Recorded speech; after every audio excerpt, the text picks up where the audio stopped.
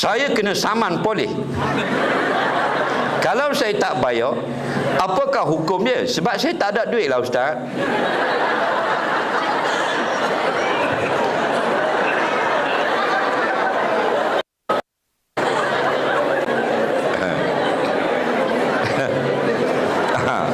Ada polis tak sini?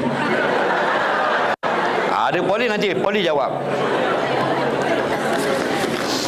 Dia macam-macam, kadang-kadang dengan bank, hutang dengan syarikat itu, hutang dengan ini dan sebagainya. Yang sebenarnya dia bergantung kepada syarat-syarat lah.